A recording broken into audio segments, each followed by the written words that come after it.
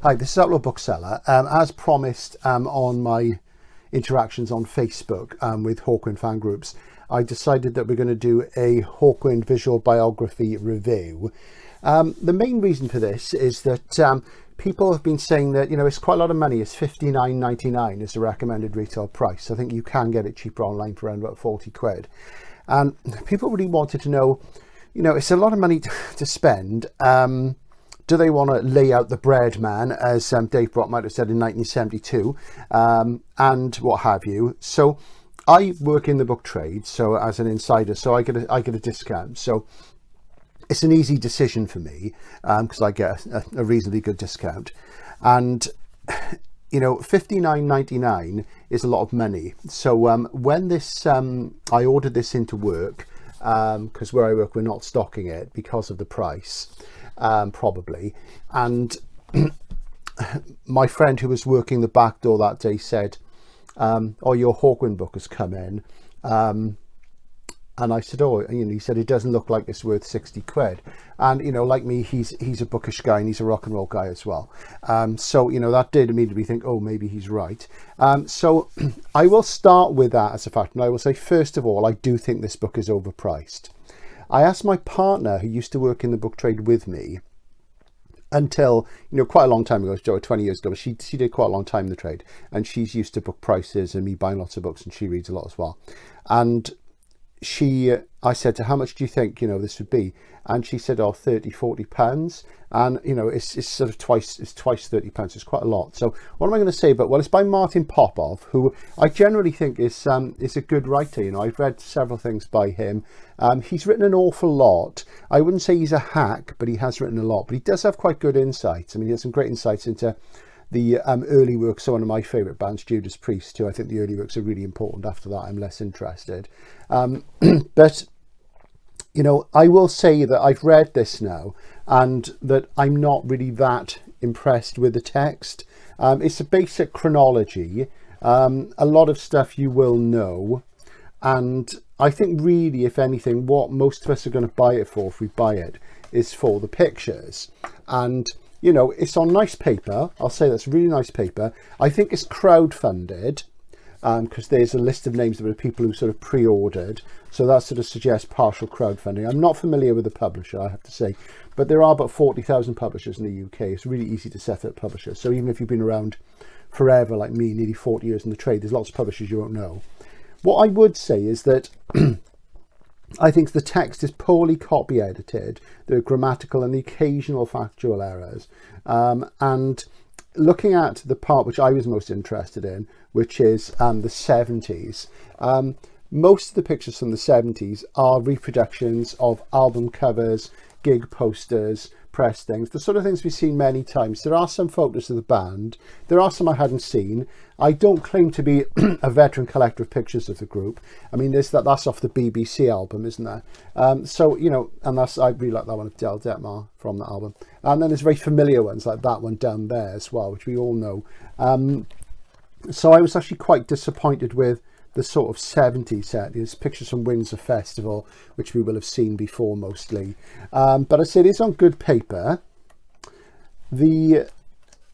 As it goes on, there are more pictures as it goes on. I was particularly interested in the 80s pictures because, for example, I mean, there's a nice one of Mr. Turner there, because I've got very sort of fond memories of that era. It's just when I first saw the band, I used to go and see them very regularly then. So there's lots of pictures from sort of early, mid and late 80s. And you know, these are nice. There we go, Brock and Turner. So it was really nice to see these. There's some great pictures in here of the last sort of few Calvert gigs, which were quite interesting. I missed all of those, unfortunately, myself, including the Ramsgate one, which I think was the last one, wasn't it? A friend of mine was at that, was telling me about that. So, you know, there are some things that you won't see very often.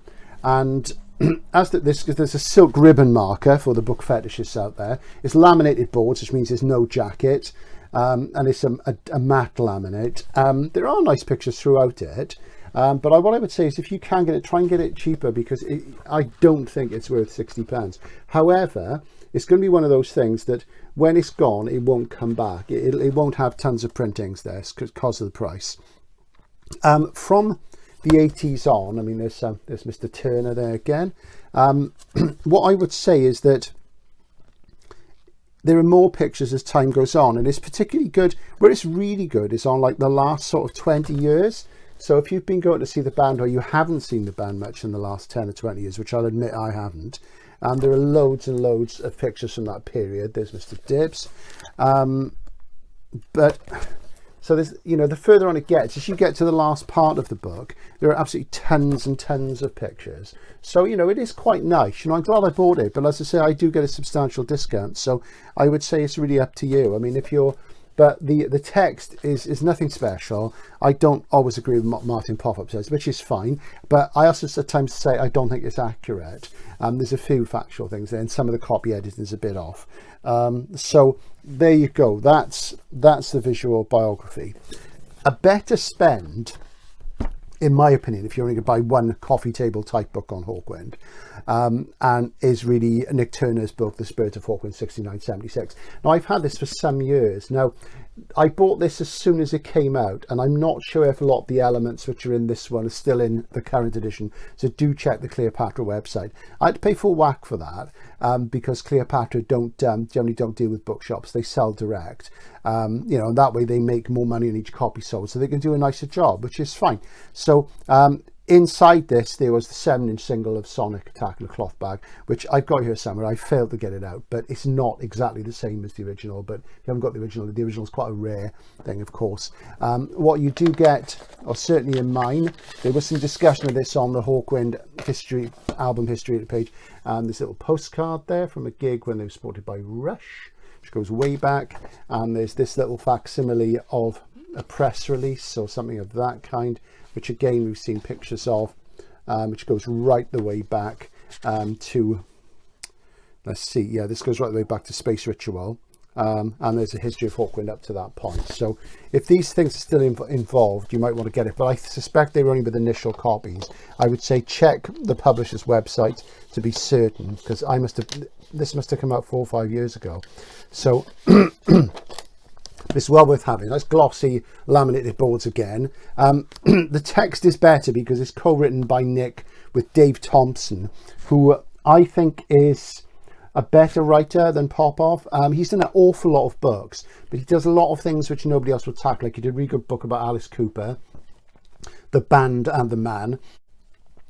He did a great book about goth, which I really liked. And this actually has more pictures. It has lots of pictures we're familiar with. The main criticism of the pictures in this book was that they were sort of out of sequence.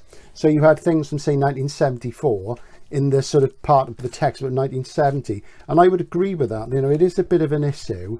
But it's also quite sort of, you know, because it's Nik's book, it's from Nik's perspective. And, you know, it does highlight the differences that people talk about between his sort of persona and approach and, say, Dave Brock's, and, you know, we all know all about that. That's Andy Dunkley there. And, of course, he went on and he worked with the Stranglers after that. So another one of my favourite bands.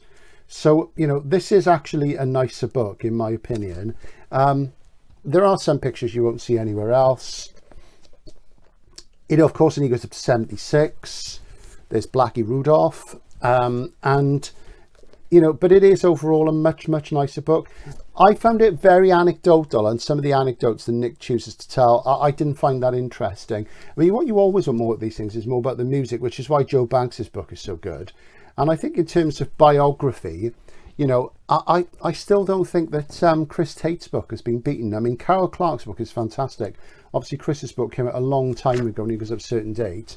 But you know, I consider it as fairly canonical. I consider it as very much the thing, you know. So so this is, in my opinion, much nicer. You know, the hardcore fan, if you can afford it, you want both. But I say, do check to see what's actually still available in terms of the extras in that one. While I have it here, because I've been rereading it for, you know, the nth time, is Carol's book. Obviously, she died, sadly, and it's not been able to update it. I found this is really good biographically if you haven't read it, and it's good on the personalities and the conflicts and what have you. She didn't really have a handle on the music, quite frankly. I'm not sure if this is still in print, but it is really, really good. I think that's essential. So to sum up, I'm glad I got this, but I did waver about whether I'll hang on to it, and we'll see. But, you know, it's one of those things, maybe in one's dotage, you know, in years to come, when sadly Brocky is no longer with us, because, you know, that will happen. But maybe he's got an immortality formula who can say we are talking about Hawkwind. So maybe there's some science fiction daring do going on there. So hopefully, because he is 80 now and Nik is 81. So it's just hard to believe, isn't it? So I would say, you know, if you can get it cheaper, do try not to pay the full whack. And being a book trade person, a book trade supporter, I like people to pay the full whack because I think it's important. But I do think the book is overpriced. But it's probably a question of economics for the publisher. I doubt whether it's genuinely an attempt to be exploitive. I do think, however, it could have been copy edited more professionally, and I get the impression it was done quite quickly into, because Martin is normally a better writer than that, I think. While I'm here, while I've got you, as it were, I'll show you a couple of things I've bought recently. I sort of posted mentions of these on some of the fan pages. It's filling little gaps, and I got this recently, the Stonehenge collection, which is basically zones, and this is Hawkwind Do Not Panic, which for some reason I didn't have on CD. I bought it when it first came out, like the original and stuff, so quite nice to have that. So I haven't heard that for some time, because for me to play records, to get at my record player, I wouldn't even go into it. You know, it's like going into a black hole. I also picked this up as well, because I like these clamshells. They're really nice. I think I've pretty much got everything in it, but you know, you've got to go for completism when you're in the mood, and it was very cheap, so there you go. And these are disappearing as well, of course. And last of all, I bought The Dream Goes On, which I was always held back for, really, because 85 to 97 is not sort of my favourite Hawkwind period by a long chalk. You know, I'm not massive on it, but there are some things that I didn't have. It's got White Zone on there, because I don't have that album. I have heard it, but Psychedelic Warlords album. So I've got that, and it's got the Roswell edit of Alien I Am, which I don't think I've got.